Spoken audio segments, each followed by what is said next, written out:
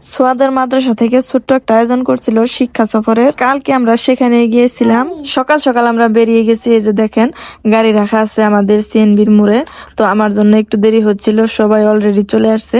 এই তো আমাদের গাড়ি চলতে শুরু করেছে। আমরা রওনা দিলাম ঢাকার উদ্দেশ্যে, যাব হচ্ছে মিরপুর চিড়িয়াখানা। তো এই তো আমরা চলে আসছি। তো ওইভাবে ভিডিও করা যায় না ঢাকা শহরে এত ভিড়ের মধ্যে, যেহেতু সাথে আমার বড় মানুষ ছিল না, আমি শুধু সোয়াদ আর আমার বড় ছেলে।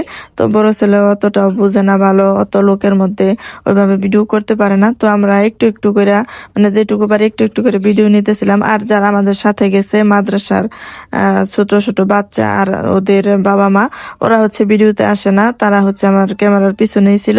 তো যাই হোক, প্রথমে আমরা দেখলাম হরিণ। ওখানে হরিণ দেখতে পাই নাই, অনেক দূরে ছিল। তো এখানে আবার দেখতেছি উট পাখি। তো উট পাখি অনেক দূরে দূরেই থাকে, অনেক বড় বড় এরিয়া, তো দূরে দূরে থাকে, মানে এমনিতে দেখা যায় কিন্তু ক্যামেরায় ওইভাবে তোলা হয় না, ভালোভাবে ওঠে না।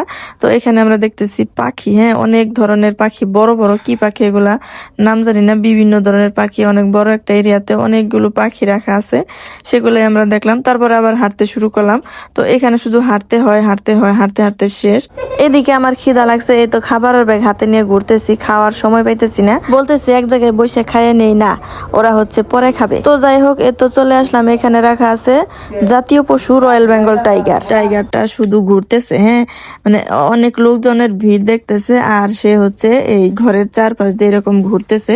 তো ওটা দেখা সেরে আবার আমরা চলে আসলাম আরেক জায়গায়।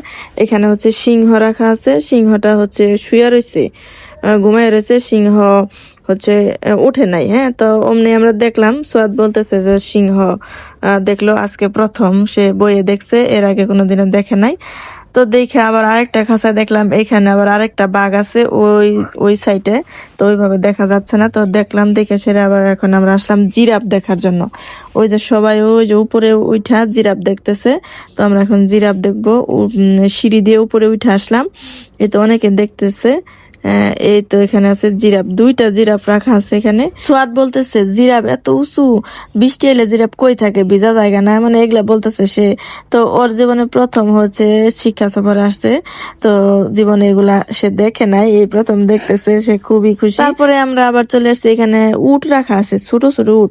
তো বলতেছে সোয়াদ যে এগুলা ছোট ছোট কে উট না, বড় থাকে, অনেক বড় থাকে। আমি বললাম জানি না কেন ছোট ছোট। তো উট দুইটা শোয়া ছিল, যে শুয়ে রয়েছে।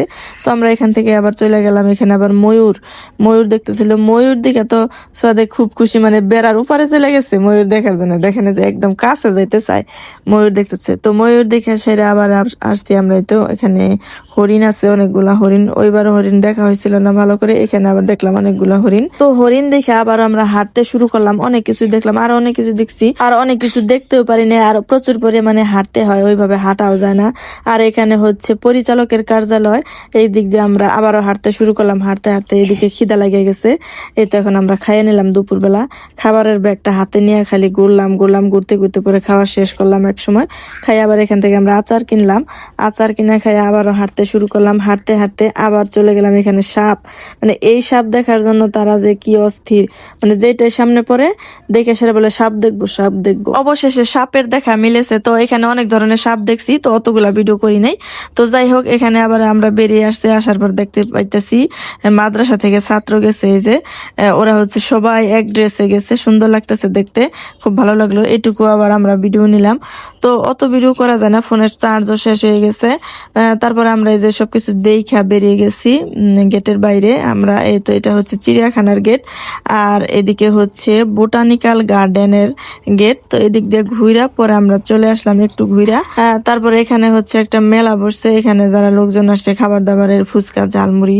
তারপরে এখান থেকে আমরা ফুচকা খাইয়া সাইরা অমনি আবার গাড়িতে উঠে আমরা আবার চলে যাব স্মৃতিসৌধ দেখার জন্য। তো স্মৃতিসৌধের ভিডিওটা আমরা পরবর্তীতে দিব।